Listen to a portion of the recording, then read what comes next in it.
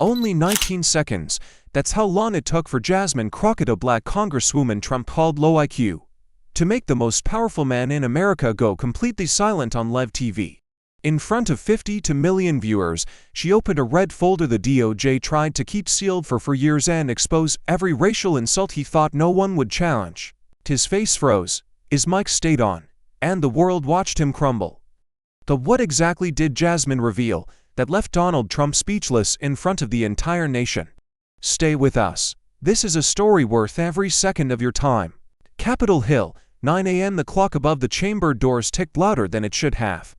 Maybe it was nerves, maybe it was the weight of what everyone knew but hadn't dared to say.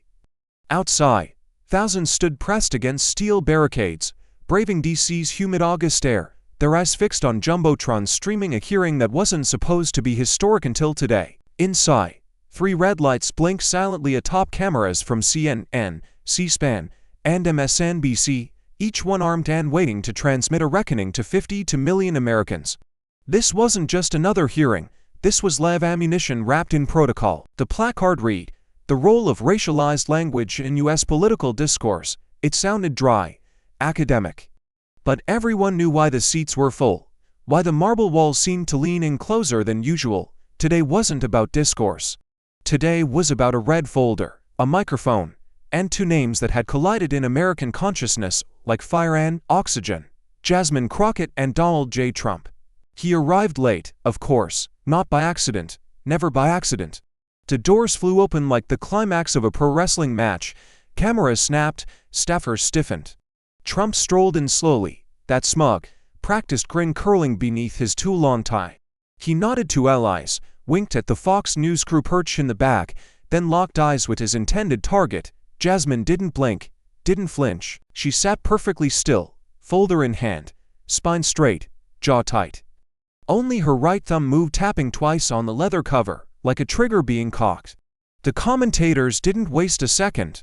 Will she respond today? Is Crockett sitting on something bigger? She hasn't spoken about the IQ comment publicly. Maybe this is the moment. On social media, #RedFolder trended before the hearing even began. No one had seen inside it, not her staff, not her allies. She hadn't opened it in 3 weeks. Not since the call. Not since the threat. From the press row, one journalist whispered into her mic, "She looks like she's about to detonate." She was right. But Jasmine wasn't going to scream. She wasn't going to throw fists. She was going to peel back layers, facts, dates, audio, and let the evidence do the screaming. As the chairman called the session to order, Jasmine's thoughts surged beneath her calm exterior. They want me to crack. They think if they call me dumb enough times, I'll fold. But I didn't come here to be liked. I came here to burn what they thought they could get away with. Trump leaned back in his chair, arms folded. He hadn't even taken notes. He never did. He believed this room already belonged to him. The microphones, the airtime, the headlines, he'd gained it all before. And now, with one comment, low IQ, he thought he'd humiliated her, baited her into a televised breakdown. He didn't know, not yet, but she had come prepared. And the folder in her hands wasn't just red, it was loaded. What's inside the red folder Jasmine hasn't opened in 23 days? And why is the most powerful man in America about to regret calling her stupid on live television? The hearing room fades for a moment, not in reality, but inside Jasmine's mind. She can still hear it, the tone, the deliberate cruelty of it. Trump on CNBC, laughing like the nation's playground bully, twisting her name into a punchline. "You've got this woman Crockett. Is she related to Davy Crockett or something? I don't know. Probably not. But what I do know is ... very low IQ, I mean very. She's leading Democrats." "You've got to be kidding me." The anchors laughed. The chyron read, "Trump slams low IQ Crockett," and the panel, 3 men in navy suits, one blonde with a smirk, giggled like he'd just landed a clever roast at a frat dinner. Not one of them blinked at the insult. Not one challenged it. The clip went viral in minutes. Not because it was shocking, but because it was familiar. A rich white man calling a black woman dumb on national TV wasn't new. What was new was who he was saying it about. Jasmine Crockett wasn't just a name, she was a rising voice. A lawyer, a fighter, and he knew it. She remembers scrolling through the comments that night. Another angry black woman playing victim. She is low IQ, look at how she talks. Trump tells it like it is. Where's her GED? Even the silence of her allies hurt. Some Democrats issued vague tweets, some avoided the topic entirely, as if confronting Trump's racism was optional, as if she should be flattered to even be mentioned by him at all. But not everyone stayed quiet. Civil rights groups erupted. Charlemagne the God lit up the Breakfast Club with a monologue that scorched every inch of air around it. Donald Trump has a pattern. When he's threatened by black intelligence, he reduces it to low IQ. He did it to Maxine Waters, Don Lemon, Kamala Harris, and now Jasmine Crockett. It's not strategy, it's fear disguised as swagger. And still, Jasmine said nothing. Not yet. Because what she had planned couldn't be tweeted. It had to be televised, and it had to hit harder than a comeback ever could. The night before the hearing, her phone lit up with a name she hadn't seen in weeks. Dad, Vietnam vet. Baptist deacon. The man who taught her to tie a tie before any of her brothers. He didn't say hello, just breathed into the receiver for a moment. Then, don't let his microphone drown your message. Baby girl, you were born for more than silence. She didn't cry, she couldn't afford to. But her fingers tightened around the folder beside her. Her nails left crescent moons in the leather. Now, back in the chamber, the mix flickered green. Trump leans forward, fully aware of the power of volume. But Jasmine isn't reaching for a rebuttal. She's reaching for the truth, sealed and sleeping in red cardstock. He thinks the insult already landed, but she's not here to counterpunch. She's here to dismantle the man who mistook his microphone for a crown. What happens when a woman turns that microphone around and makes it a mirror? The walls were silent, not capitals silent, underground silent, the kind of stillness only concrete corridors buried beneath power can hold. Jasmine Crockett walked alone through the staff-only tunnel beneath the U.S. Capitol, the same one used by presidents, vice presidents, and men who never bothered to learn her name until now. Her heels echoed against the floor, steady and deliberate, like a gavel in motion. No aids, no cameras, no hand-holding. Just her, the weight of her breath, and the red folder pressed tight to her chest like a pulse she could control. The only light came from wall sconces that flickered like tired secrets. She didn't need music, her mind provided the soundtrack, a montage of everything they forgot about her. Flash tear gas in her eyes outside the Dallas courthouse when she stood with mothers who'd lost sons to traffic stops that turned fatal. Flash a judge slamming his gavel as she filed a motion for a black teen who had been sentenced like a grown man. Flash death threats in her inbox, just days after speaking out against a police union's immunity clause. Flash the applause of a church basement in Mississippi, where a grandmother clutched her hand and said, "They didn't count us. But we count you." Every step forward in that tunnel brought back a step she'd already survived. And now, she was here not because of luck, but because she never asked for permission. Her grip on the folder tightened as she reached the last stair. She paused. The air here felt different, thicker, quieter. The kind of silence that knows it's about to be broken. She opened the folder again, not to rehearse, but to remind herself what was at stake. Inside, dates, transcripts, audio files, screenshots of tweets long deleted, statements buried in hearings, quotes dismissed as jokes. There were 37 documented instances of Donald Trump using racialized language. Some overt, some coded, all intentional. The earliest was from 1989 and at calling for the execution of 5 black teenagers. The latest was less than 9 days ago, the low IQ comment aimed at her, broadcast to millions. The pattern wasn't just political, it was generational. And now, she had it all arranged, time-stamped, underlined in red. She didn't need to raise her voice, she had chronology, she had receipts. She had rage, but it was focused now, no longer molten. It had hardened into something sharp enough to cut through televised arrogance. She inhaled once, slowly, then whispered, not to anyone else, but to herself like a spell. He thinks intelligence is what he says it is. Let's redefine it. Live. The door at the top of the stairs creaked open. The room was waiting. So was the nation. And so was the man who thought calling her stupid would make her disappear. But what if the most powerful weapon in the room is a woman who refuses to interrupt and dares to let her enemy drown in the echo of his own voice? The hearing was called to order, but no one really believed it would follow order. Not with Donald J. Trump in the witness seat, half slouch, half smirking, radiating the smug defiance of a man who had never truly been held accountable. He adjusted his cuffs with exaggerated flair, glanced toward the cameras, and whispered something to his attorney loud enough for the room to hear. "This whole thing's a joke. I mean, look at it. It's like a high school debate team with better lighting." The audience behind the rail chuckled, some uneasily, some gleefully. A few committee members winced, but no one moved to object. Because it was Trump, and in Washington, too many still mistook his mockery for magnetism. He leaned into the mic with that practiced rhythm voice, casual, pitch perfect for the replay reels. "Let's just be real, this hearing is stupid. It's about language. Please, free speech, folks. You ever heard of it? I have. I know it very well. Better than anyone. The First Amendment? People like Jasmine Crockett wouldn't even understand it, probably thinks it's a cocktail." Laughter broke from the far-right aisle.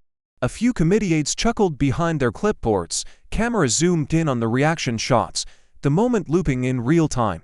Trump's mouth curled slightly, not into a smile, but into something darker, the grin of a man enjoying the power to humiliate without consequence. Jasmine didn't flinch. She sat straight-backed, pen moving slowly across her notebook. The red folder remained closed. Her gaze didn't shift. She'd seen this play before. Loud man. Cruel joke. Applause like thunder from people too afraid or too invested to stop it. Outside, the circus amplified. MAGA hats bobbed in the heat, rally signs waved like battle flags, and chants erupted beneath the Capitol steps. I.Q. I.Q. Send her back. Low. IQ. Cable news reporters scrambled for sound bites, mixed thrust into red-faced supporters who yelled into the lenses with Joe, not outrage. A teenage beau held a sign. Davy Crockett greater than Jasmine Crockett. A woman wore a shirt reading, "Low IQ equals low threat." Inside the chamber, Trump continued, growing bolder with each non-reaction. "She's got a folder, I hear. Probably her coloring book, or maybe it's a dictionary. Wouldn't hurt." Laughter again, this time, louder, and still. Jasmine didn't speak, but her pen stopped. She drew a single red line across the page, slow, deliberate, permanent. That was the line. No eye roll. No rebuttal. Just that red slash and silence. Some in the room watched her more closely now. A few turned their laughter into coughs. One congresswoman set her phone down and looked at Jasmine with something like concern, or was it anticipation? Because the question was no longer if she would respond but how far she was willing to go. When ignorance becomes a chant, a shield, a weapon.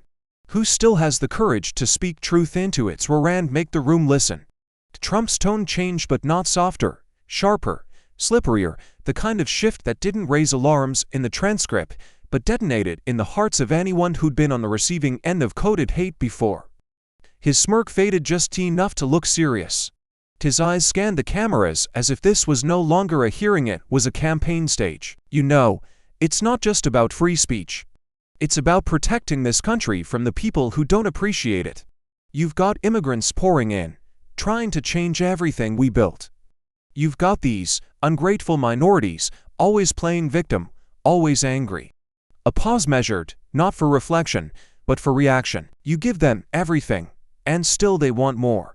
They burn cities, they insult police, they disrespect the flag.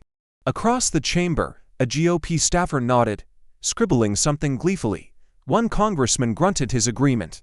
Somewhere behind the camera line, a Fox producer mouthed, "We've got the soundbite." Jasmine didn't blink, but her grip around the red folder visibly tightened, knuckles pale, fingertips stiff. It wasn't just the lie, it was the audacity. He wasn't testifying, he was sermonizing. Weaponizing old coat in a new suit. And the room, again, let him. Then he went further. "And as for this whole Epstein thing, this Club Fed story, I mean, I barely knew Ghislaine. Nice lady. Polite, but I haven't talked to her in years. Where she ends up isn't my concern, that's for the Bureau, not me." It was too smooth, too rehearsed. His eyes flicked sideways, almost daring someone to challenge the script. Cameras zoomed closer. Journalists leaned in. Every sentence was bait. That's when Representative Jamie Raskin, seated just behind Jasmine, leaned forward just enough for her to hear, voice low and flat as a loaded gun. He just gave you the match. Don't wait. Burn it all down. Jasmine didn't turn her head, but her breath slowed. The folder pulsed beneath her palm like it knew its time was coming. Inside that folder, sealed testimony from Epstein survivors, tax records, a buried DOJ memo referencing Club Fed by name scrubbed from the site 2 days ago, and a transcript of Trump's 2013 fundraiser in Mar-a-Lago, where Ghislaine was seated at his private table, listed in the internal log as G.H. Maxwell, VIP2. Jasmine had underlined it in red. The line he just crossed wasn't verbal, it was procedural. He swore under oath that he barely knew her. She had the documents that said otherwise. The cameras were still rolling, the lights hadn't dimmed. The entire country was listening, and the man across from her had just handed her the rope with a grin that dared her to tie the knot. So when your opponent gives you the rope, you drop it? Or do you pull so hard that the whole stage collapses with him on it? The gavel tapped twice. The room quieted not just politely, but completely. Even the ceiling lights seemed to dim in reverence or dread. The committee chair adjusted his glasses and cleared his throat, though his voice betrayed the weight of the moment. The chair now recognizes the gentlewoman from Texas, Representative Jasmine Crockett. She didn't move at first. Stillness had become her weapon. But then, without hesitation, she stood. Not hurried, not hesitant, a deliberate assent. She reached for the microphone and adjusted it by a fraction enough to make it hers. Then she placed the red folder on the desk with the same precision one might place an indictment. Trump chuckled. It wasn't loud. It didn't need to be. Just loud enough to register with the cameras, and just soft enough to maintain his aura of dominance. He leaned back slightly, arms folded, grinning at the hearing room like it was a sitcom set. "Here we go," he muttered under his breath. But Jasmine heard it. Everyone did. She didn't flinch. She didn't glance his way. Her eyes remained forward, locked on nothing and everything. Then she spoke, and when she did, it wasn't with rage. It wasn't with volume. It was something far more dangerous: control. "You said I have a low IQ. That's fine." Pause. No reaction.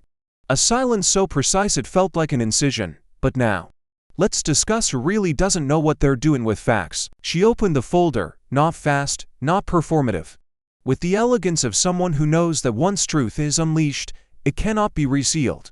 The first document she held up was a printed screenshot dated, time-stamped, and sourced. "This is your tweet from June 2018, Mr. Trump. You called Congresswoman Maxine Waters an extraordinarily low IQ person." Next page. "July 2019, you called Don Lemon the dumbest man on television." Next. October 2020, you accused Kamala Harris of not being smart enough to be vice president. A soft ripple moved through the room. You didn't challenge their policies, you didn't cite contradictions. You reduced them to a number, a stereotype.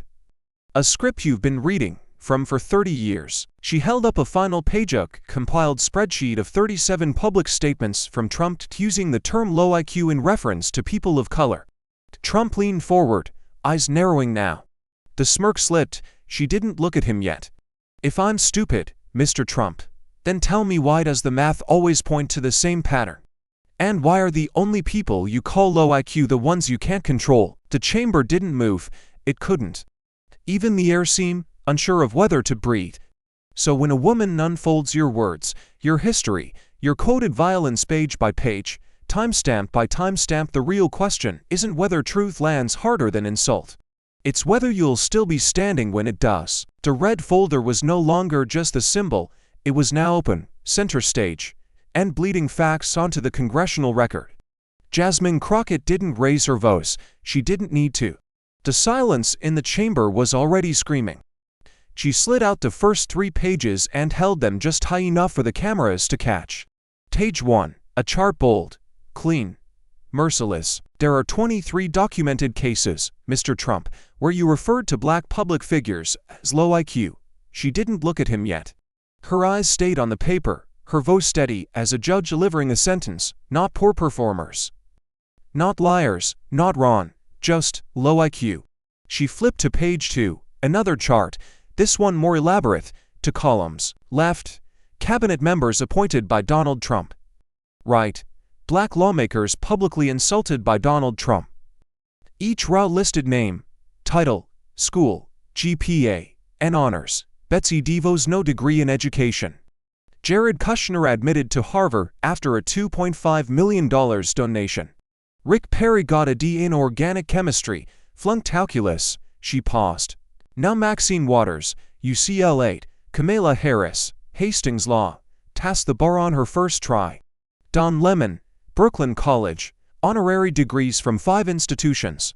She looked up just for a second. So tell me again, Mr. Trump, who's not qualified? A murmur rolled through the room like a slow-building tremor. Chairs shifted, a throat cleared. A nervous laugh tried to escape from someone in the back but died before it formed.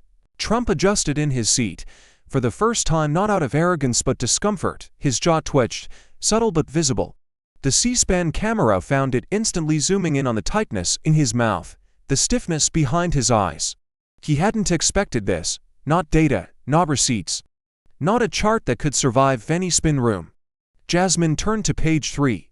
This one's my favorite. A slide projected onto the chamber screen. It was his quote, from June 2020. We've got some real low IQ people running around Congress. Below it, a photo collage of the lawmakers who had been in session that day. All 5 black. She let it hang there for just long enough. Not a policy disagreement, not a critique, just reduction. Just erasure through insult. Trump's mouth opened slightly, then shut. She leaned in just a bit closer to the mic, not to amplify, but to sharpen. Words like low IQ aren't arguments, they're camouflage. And I'm done pretending we can't see the pattern beneath them. The gallery was still, no coughing, no chairs, no pen scribbling. Even the AC seemed to stall. Because Jasmine wasn't just responding, she was dissecting. And when you hold a man's insults up to the light, layer them with facts, data, and decades of silence, they don't look like strength anymore. They look like fear dressed up in a suit and tie. Jasmine didn't blink. She reached into the folder again, pulled out the 4th page, then 5, then 6, stacking them neatly like exhibits in a courtroom that had just turned hostile.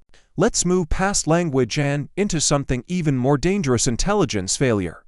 She tapped the stack against the desk, raised her eyes to the committee, and let the next words drop like detonators.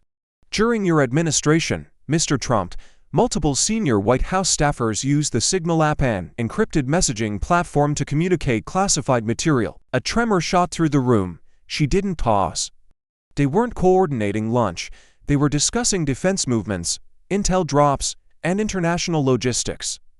All of it, through a consumer app. She held up one document stamped confidential, a memo leaked by a whistleblower, showing a July 2020 exchange about troop realignment, discussed entirely through Signal, complete with emoji reactions to drone positioning. These are the people who had power to launch bombs, and yet couldn't encrypt a message without using flame icons and exclamation points.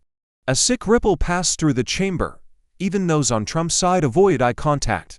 One aide shifted so hard in her seat she nearly dropped her phone. Jamie Raskin slowly nodded, lips pressed together like he'd known, but never expected anyone to say it on live TV. Trump bristled, his arm jerked forward, mouth parting.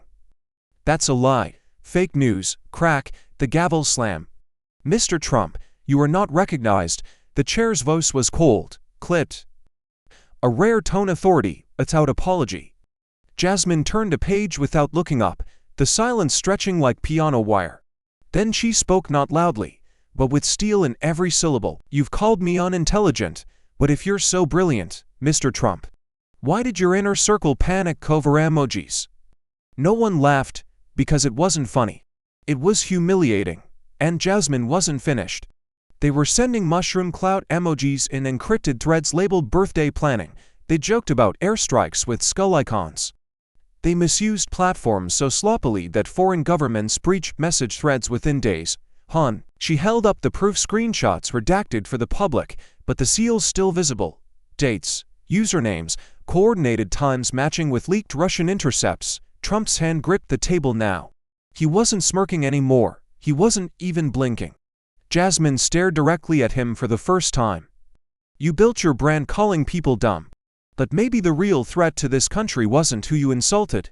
Maybe it was who you trusted. The chamber felt colder, as if the lights had dimmed, or maybe the truth had taken the oxygen. Even the cameras held their breath. Because in that moment, every insult he'd ever weaponized collapsed under the weight of his own recklessness, and the world saw not a mastermind, but a man outmaneuvered by the very intelligence he tried to mock. She could have ended with data. She had more screenshots, memos, names. But truth doesn't always end with proof. Sometimes it ends with something smaller, more human, more undeniable. Jasmine slid one final paper from the folder. No chart, no headline, just a handwritten letter on lined notebook paper, words looped in adolescent ink. She adjusted the mic, her voice calm but low, too quiet for performance, too steady for vengeance. It was the tone of someone no longer proving a point, but revealing a scar. This arrived 2 days ago, no return address. Just a stamp from Milwaukee and a name in cursive. Her name is Sarai, she's 14. The room leaned in, not physically but psychically, as if every spine in the chamber remembered what it meant to be young and watching. Jasmine unfolded the page, cleared her throat once, and read. Dear Congresswoman Crockett, my brother showed me the video where he called you dumb. I wanted to cry but I didn't, because you didn't cry either. You looked like you already knew what he'd say. But you didn't get small, you didn't disappear. You stood there, and that's when I decided I want to be smart. Because you made it look powerful. I don't know much about government yet. But I know this, smart people make bullies scared, and you did that, so thank you. She paused not for effect, but because the paper shook slightly in her hand, not from fear, from weight. And then she looked up, for the first time since the hearing began. Jasmine Crockett looked Donald Trump directly in the eyes. She didn't blink, didn't smirk. Her gaze was unflinching. It wasn't rage. It wasn't pity. It was the kind of look someone gives when they're done negotiating with someone who never deserved the conversation to begin with. She spoke only once more. Intelligence is not volume. It's vision. That was it. And somehow, that was more than enough. Because in that moment, Trump opened his mouth but nothing came out. Not a smirk, not a quip. Just the sound of air dry. Aimless, useless, the silence stretched. 1 second, then 2, then 5, then 12. By 19 seconds, the entire chamber felt like it was holding its breath with a fist in its chest. C-SPAN's camera stayed locked. CNN's director whispered, "Don't cut yet." MSNBC's Kyron Reed, Representative Crockett responds to Trump. Room silent. The air itself felt still, like the building understood it had just witnessed something irreversible. The committee chair adjusted his microphone, but didn't speak. Raskin sat motionless, mouth slightly open. No one coughed, no one dared. Then finally, the screen dipped to black. CNN cut to commercial. No music, no outro, just static. Because sometimes, the loudest collapse is the one no one can explain. And what does it say about power when it forgets how to speak? By the time Jasmine Crockett reached her office, number 19 seconds had already broken records. 52 million views. 3 hours, 1 silence. Not a punch, not a scream, just a stare and a sentence, and somehow, the entire internet was on fire. Twitter. X was a war zone. Threads dissected every millisecond of Trump's face as it buckled under the weight of Jasmine's words. TikTok edits appeared with orchestral scores swelling under her voice. YouTube reaction videos exploded with thumbnails like the moment Trump froze and Crockett's 19-second execution. And then came the Chirons. CNN. Jasmine Crockett's silence leaves Trump speechless. MSNBC. Hashtag 19 seconds. The moment that broke a machine. Fox News. Crockett weaponizes racial resentment in political stunt. Don Lemon tweeted, "In all my years, I've never seen a room go that still. That wasn't a mic drop. That was a full system shutdown." Joe Reed posted a photo of Crockett mid-glare with the caption, "She didn't flinch. Not once. That's power." Even Tucker Carlson, visibly shaken, muttered on air, "This isn't normal. We just watched something shift," but it wasn't all praise. Jasmine's inbox was a war of extremes. Hundreds of death threats flooded in, many anonymous, many racist, all violent. Messages that said she shamed a great man, that she should go back to Africa, that she doesn't belong in white institutions. But there were thousands more that said thank you.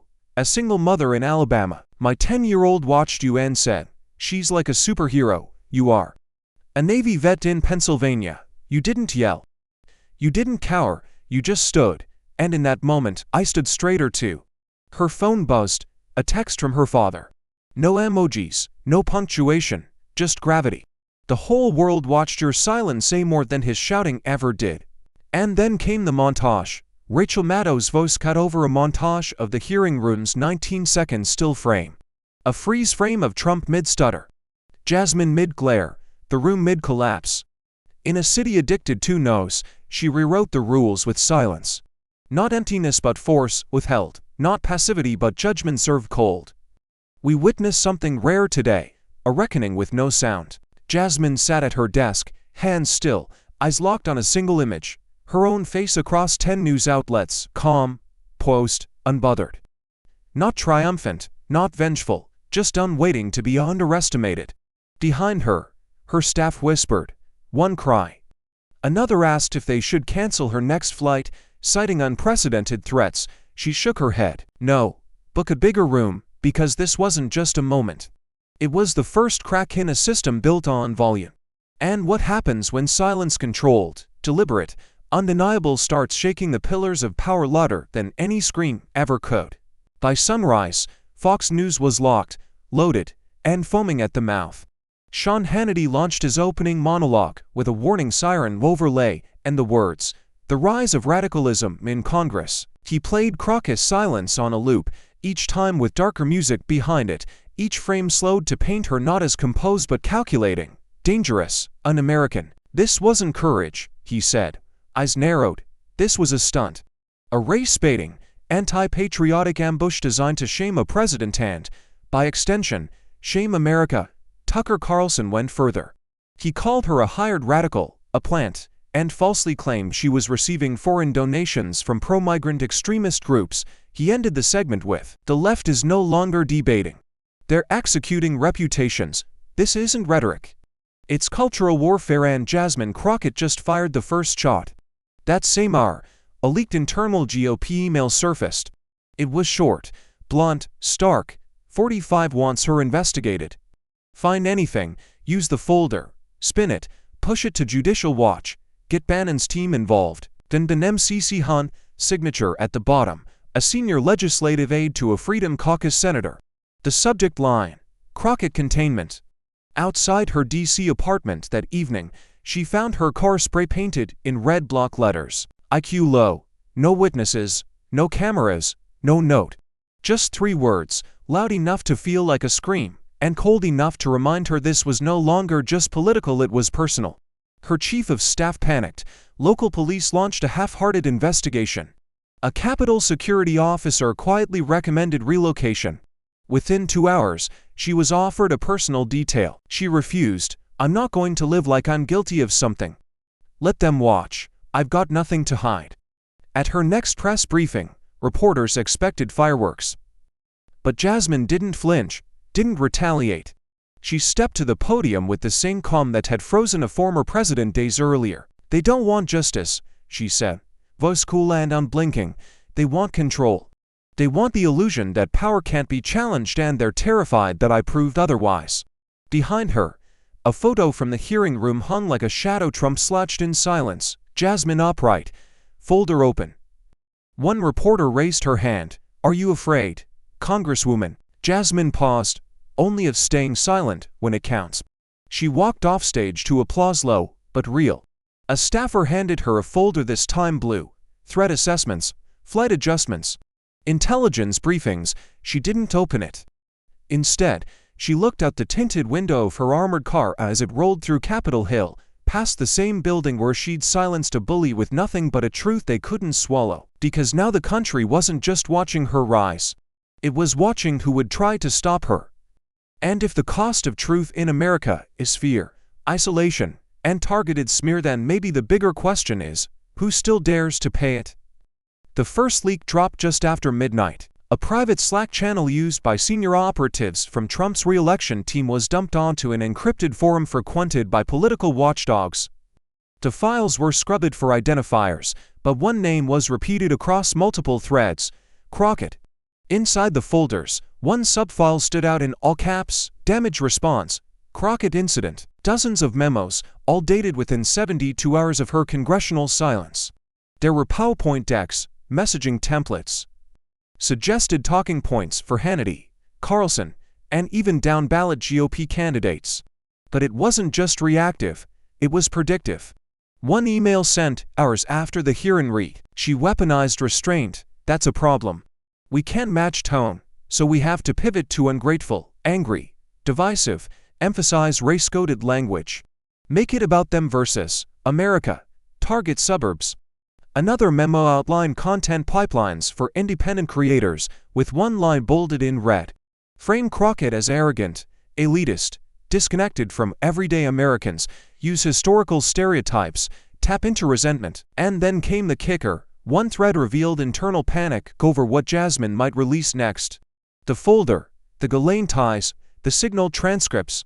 The message was clear. Trump's team knew she hadn't used all her ammo and they were scrambling to discredit her before she did. Jasmine's office received the leak anonymously. No signature, just a line of text on the cover sheet. She started something, make sure she finishes it. By 8 a.m., the files had gone viral. The Hill ran the headline, "Leaked Trump Memos Reveal Racialized Strategy After Crockett's Silence." Politico called it the panic after 19 seconds. Even the New York Times front-paged it under the folder that fractured the playbook. But it was the Breakfast Club that lit the fuse. Charlemagne the God, halfway through the segment, looked dead into the camera and said, "She just did what no one's dared, made Trump shut up, not by yelling, not by playing his game. She outclassed, outpaced, and outmaneuvered him on the floor he thought he owned. And now, they're terrified of what else she's holding. You know why?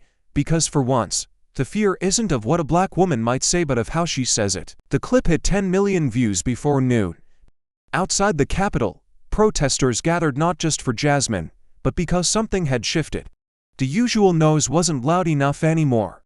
People weren't yelling, they were watching, waiting, ready. Inside her office, Jasmine reviewed the leak with her legal team. She didn't react, didn't curse, didn't even flinch, she just whispered.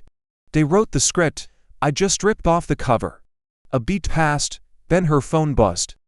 Another anonymous message, this one was a single sentence. "Tower never expects to be mirrored, only obeyed." She stared at the words, then at her own reflection in the black screen. And the question now wasn't whether Jasmine Crockett had cracked the system. The question was, could one woman's silence rewrite the rules of power itself? The stage in Phoenix was lit like a halftime show, red, white, and rage. Trump stepped up to the podium with fire in his voice and blood in his smile. The crowd, nearly 20,000 deep, poured before he spoke a single word. Flags waved, shirts blared slogans. Some wore fake red folders with duct tape across them reading lies. Others clutched cardboard cutouts of Trump slamming a gavel through Jasmine Crockett's face. He leaned in. "You know, I love the name Crockett, great name. Davy Crockett, American hero, brave, strong, smart. Now we've got someone in Congress with the same name who's a disgrace to it." The crowd erupted. Low IQ, low IQ. He smirked, held his arms out like a conductor, and said into the mic, "We should call her IQ 45, because that's about right." And like that, a new piece of merchandise hit the vendors outside. Red hats with white block letters, IQ 45, a slogan, a punchline, a weapon. Within hours, Jasmine's official inbox was under siege. Over 3,000 emails, more than half of them threatening, many of them vicious. Racist caricatures, photoshopped lynching memes. Anonymous emails with subject lines like, "We know where your staff parks." Her Instagram was flooded with snake emojis and nooses. One message read, "You'll be the reason the next civil war starts." Her chief of staff begged her to cancel appearances, security increased. They offered a secure undisclosed location for her to lie low. She didn't move, she didn't pack, she didn't even blink. Her press secretary, a young black woman fresh out of law school, burst into tears in the hallway and whispered, "Please, Congresswoman, just for a week. They want to break you." Jasmine turned, eyes calm. "That's the point. If I sit down now, then it wasn't just Trump who silenced me. It was every hand that clapped for him after." She walked past them, past the security detail, past the police report on her desk still half filled out. She opened her office window, let the wind in. The Capitol dome stood stark outside, as white and cold as it ever was. Then she whispered, not to anyone in particular, but maybe to the air itself. He can sell all the hats he wants. I wear something he can't buy. Conviction. Behind her, another email notification dinged. Another thread of venom, another weight on the spine. But she didn't look, because this wasn't a PR crisis. This was what happens when a woman dares to be louder than their fears, without raising her voice. And now that the rallies had turned from ugly to unhinged, the only question that mattered was, when hate floods the streets, who still has the spine to stay standing in the middle of it? By Wednesday morning, the Capitol Press Rotunda was packed tighter than it had been in months. 3 microphones, no teleprompters, no apologies. Ayanna Pressley, Cori Bush, and Ilhan Omar stood shoulder to shoulder, not just as congresswomen, but as sentinels, faces calm, spine straight.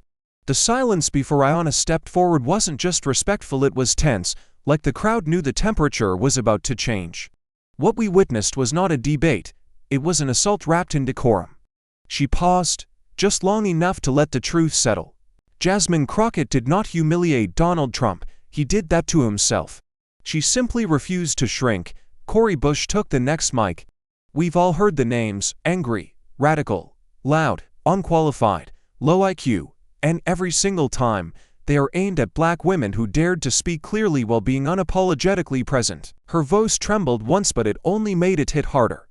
They don't hate our politics, they hate our existence. Ilhan Omar, measured but unyielding, raised a single sheet of paper. It was the same leaked memo. Damage response, Crockett incident, and she held it like a courtroom exhibit. You don't write this kind of strategy if you're not afraid. And make no mistake, they are terrified of what Jasmine unleashed. And then, almost like a wave cresting over every camera, AOC stepped forward. We will not allow this moment to fade. Her eyes scanned the room. Then she stepped closer to the podium, closer to the edge of fury. We are drawing new lines, not in ink, in stone. This is not about one woman being insulted. This is about a system that collapses when a black woman dares to sit at the table without apologizing for the chair she pulled out. Reporters typed so fast the sound of keys became static. Camera shutters clicked like gunfire, but the true shift didn't come from words. It came from the side door of the rotunda when a Capitol staffer let in a small girl with box braids, wide eyes, and trembling hands clutching a folded notebook. Layla, Sarai Layla, 14 years old. The girl who had written Jasmine the letter that broke the chamber. She stood next to the podium, dwarfed by the women around her but somehow brighter than them all. She didn't speak, she didn't have to. Because the cameras turned, the crowd turned, the nation turned. In that second, Jasmine's silence had a face. And across the Capitol, Trump's team scrambled not because of what had been said, but because what was happening could no longer be unsaid. Because a voice alone can shake a room, but a voice echo becomes a rupture. And the question now wasn't whether Jasmine's voice would survive. It was how far the echoes would go before something finally broke. The gym smelled like bleach and ambition. Wooden bleachers creaked beneath rows of uniformed teenagers in navy polos and white sneakers. Phones were already out, every seat was filled. Every eye pointed toward the front, where a folding chair sat empty under a makeshift banner that read, "Speak loud, even softly. Leadership Forum 2025. And then Jasmine walked in. No intro music, no press, no escort. Just her in a charcoal blazer, heels clicking on the gym floor like a countdown. The nose stopped like someone flipped a switch. She didn't need to say her name. Every kid in that gym had already seen the clip. 19 seconds of televised silence that turned a man into a meme, and a woman into a movement. A teacher tried to introduce her but lost her voice halfway through. Jasmine simply nodded, stepped to the mic, and looked across a sea of eyes that didn't blink. I know most of you didn't plan on remembering this assembly. So let me give you something worth remembering. She told them about the power of stillness, of silence, of choosing not to shrink when everything around you says be small. She didn't preach, she didn't perform. She just spoke like someone who remembered sitting in those same cheap chairs, wondering if anyone would ever listen to her.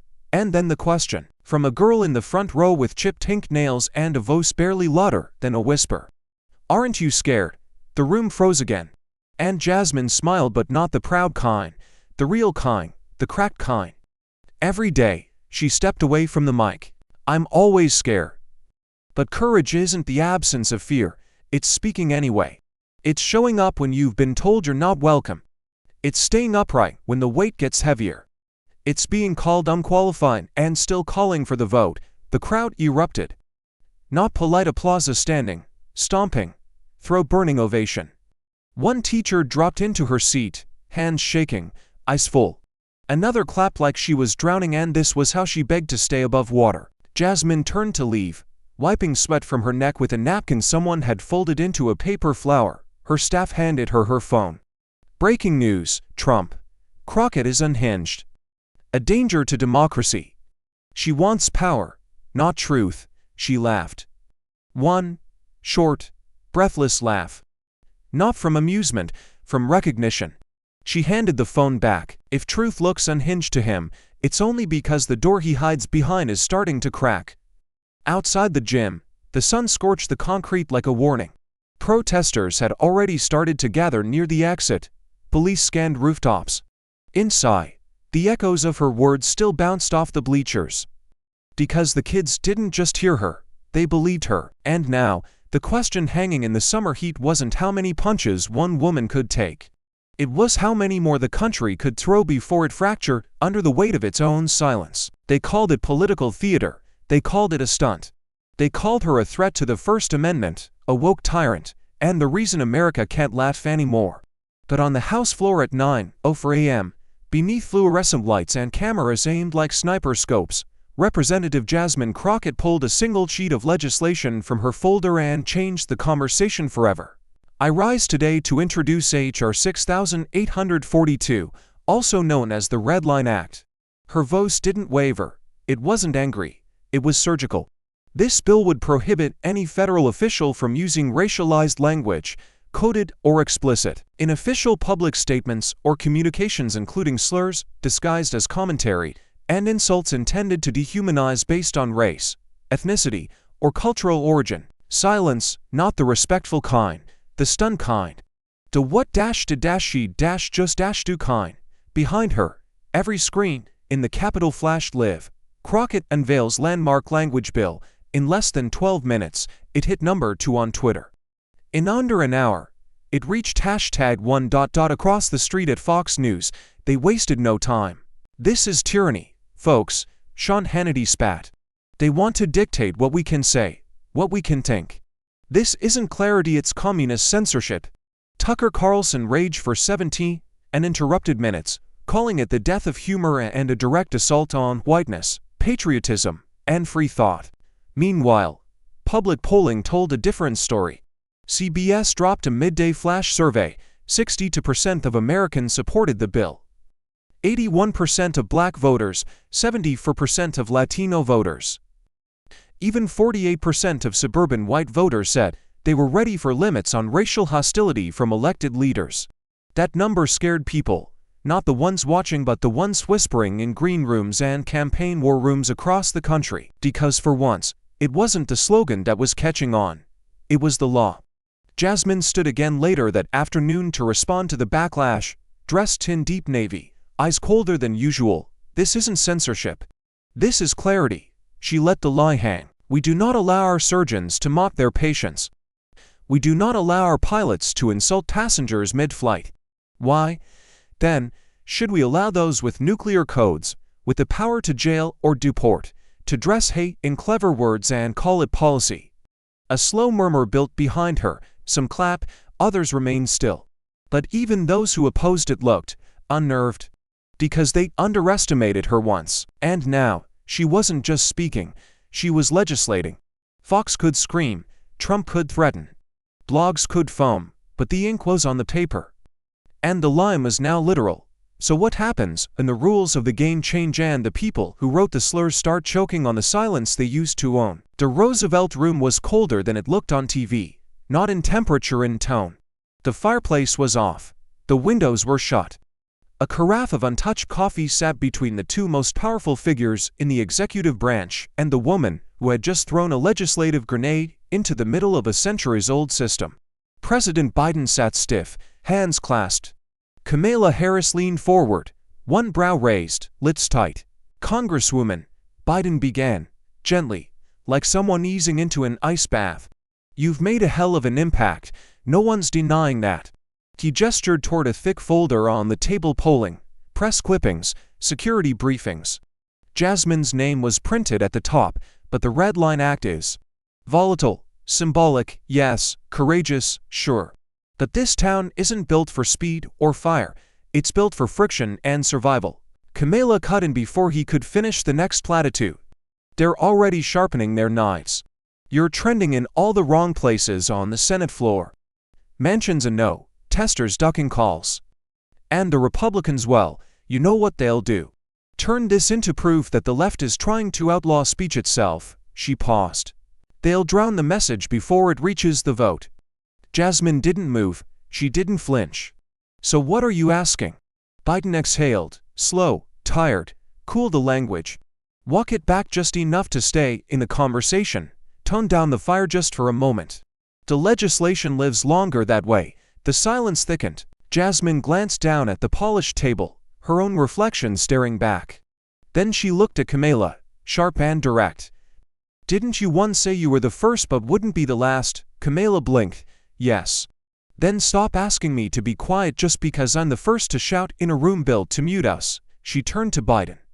You didn't elect me to whisper. The air shifted, not dramatically. Subtly, like a wind had pushed through a sealed corridor. Kamala leaned back, staring at Jasmine for a long, unbroken moment. She didn't smile, she didn't blink. She nodded once, let the fire burn. Then, just know what it's going to cost. Jasmine rose, straightened her jacket, collected the folder she had walked in with, though she hadn't opened it once. The cost isn't the threat, silence is. And with that, she left the room, leaving behind two leaders who had mastered the long game only to discover what it feels like when someone plays short and still hits harder. Because in Washington, survival often comes dressed in compromise. The what if real change only shows up when someone walks in refusing to lower their voice and dares the system to survive her instead. It arrived in a plain envelope. No postmark, no fanfare, just a soft cream rectangle slipped through the Capitol's internal mail system, left quietly on Jasmine's desk between a bill draft and a threat assessment. She almost didn't notice it until she saw the return name, penned in graceful blue cursive across the flap, Eleanor M. Crockett. She opened it with a letter opener shaped like a sword. Inside was a single page, handwritten in ink so fine it looked like it belonged in a museum. The paper trembled in her hand, not from fear but from the weight she felt before she read a word, and then she read, Dear Congresswoman Crockett, my name is Eleanor Crockett. My grandfather's grandfather was John Wesley Crockett, son of the Davy Crockett you've heard so much about lately. I have spent my entire life watching that name be mythologized, twisted, used for everything from campaign ads to cowboy hat branding. But last week, I saw something different. I saw it reclaimed, not with a gun, not with a flag, not with nose, but with silence that leveled the ground beneath a man who thinks shouting is strength. You carry the name better than any man I've ever known.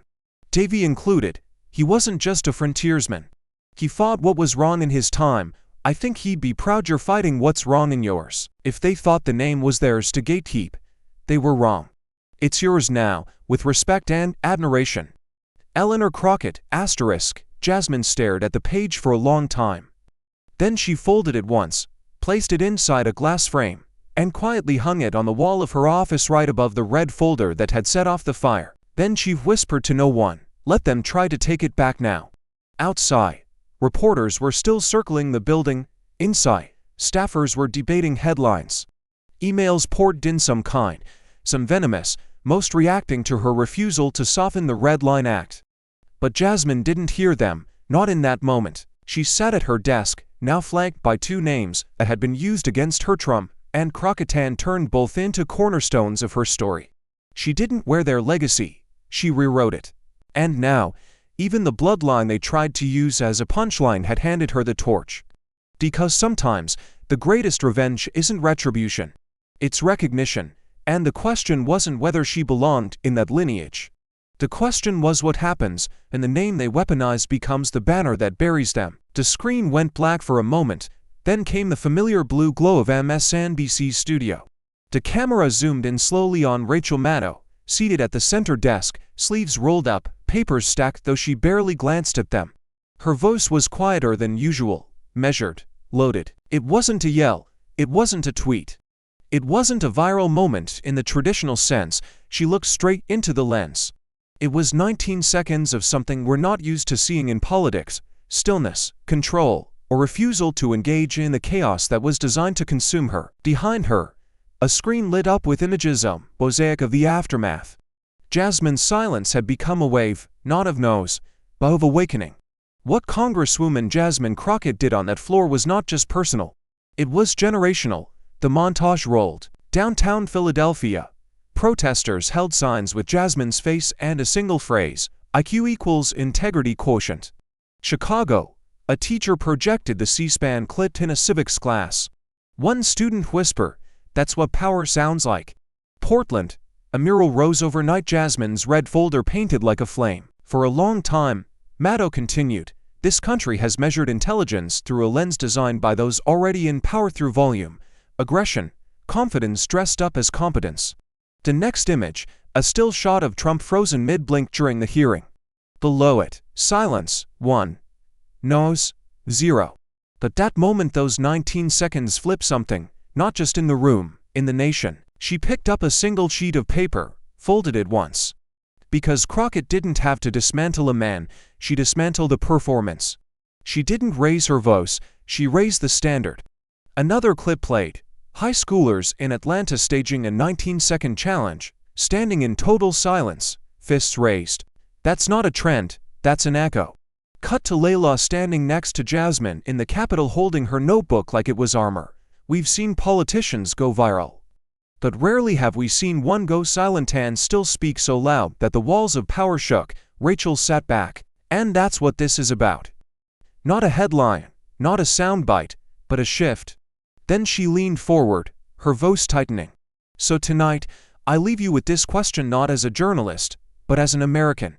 She paused. If one woman's stillness could shake the highest halls of power, what else have we let go unchallenged, simply because we thought no one would dare to stay silent long enough to expose it? The camera zoomed out slowly. Behind her, the screen faded to black, then relit with white text. This isn't the end, it's the break before something louder. The broadcast ended, but the reckoning didn't. The chamber was full, but no one made a sound. Not the lawmakers in their rows of polished mahogany.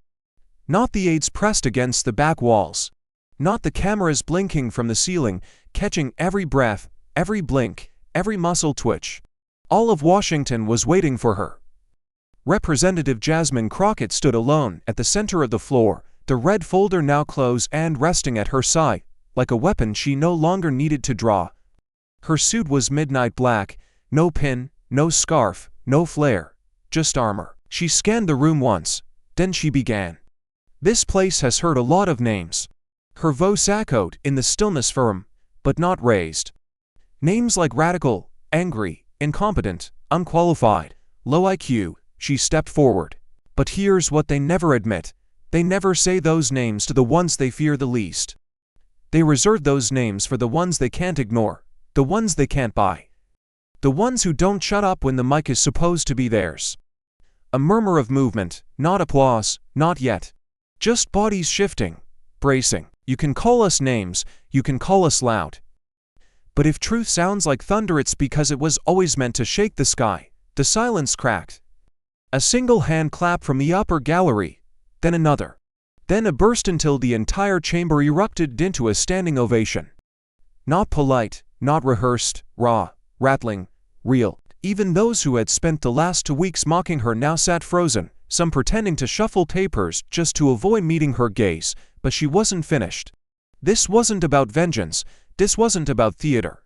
This was about holding up a mirror, and if that mirror made you uncomfortable, maybe it's not the reflection that's the problem. A beat, then she looked straight into the C-SPAN camera. For every young girl who's been told to be quiet, stay small, wait her turn, I hope you saw what happened here. And I hope you never ask for permission again. She lowered the mic. For a second, the room held its breath, like the nation itself had paused mid-inhale. Then the gavel struck. The hearing adjourned, but no one moved, because what had just happened didn't feel like an ending. It felt like a warning, somewhere in the crowd, a reporter whispered. She didn't just speak, she shifted the axis. In the back row, Layla stood on tiptoe to see her hero disappear behind the curtain. Her hands trembled not with fear, but electricity. Jasmine never looked back, because she didn't need to see the storm. She was the one who called it. And if silence could shatter a system, what storm could your voice start next? You just witnessed 19 seconds that silenced the most powerful man in the country, not with screaming, not with violence, but with a truth so sharp, so unflinching, that it carved straight through the nose and left an empire trembling. You watched one woman dismissed as too loud, mocked as unfit, smeared in headlines, and stalked by threats walk straight into a storm and refuse to flinch. But now the camera turns to you. What would you do if someone tried to define your worth? With a slur, would you shrink? Would you shout? Or would you stand exactly where Jasmine did and let the silence say everything? Because this story was never just about Congress, or Trump, or even the 19 seconds that broke the internet. This story was about what happens when we stop letting someone else write the meaning of our names. So comment below, what's one insult someone used against you? And how did you turn it into power? Was it too black? Too emotional? Too uneducated? Or just not enough? Your voice matters. And today, it just joined a reckoning. Fade to black. One final sentence lingers on screen, white letters over a crimson background. They gave her 19 seconds, she gave them a reckoning. And somewhere in the dark, a question remains. What would the world look like if more of us did the same? In a world that often tries to measure our worth by volume, titles, or race, Jasmine reminded us that true power isn't in how loud we speak, but in the truth we dare to carry. Silence can be thunder. Dignity can be defiance. And sometimes, the strongest stand is taken without a single raised voice but with a steady gaze that refuses to look away. Now it's your turn. What's one moment you refuse to let someone else define you? Drop it in the comments because your story might be the 19 seconds someone else needs to keep going. Thank you for watching until this moment and for standing with us on this journey for justice. Your support means everything. Like, subscribe, and turn on notifications so you never miss what's next. And we'd love to hear your thoughts. Leave a comment below and let us know what moved you most in this story. Together, our voices make a difference.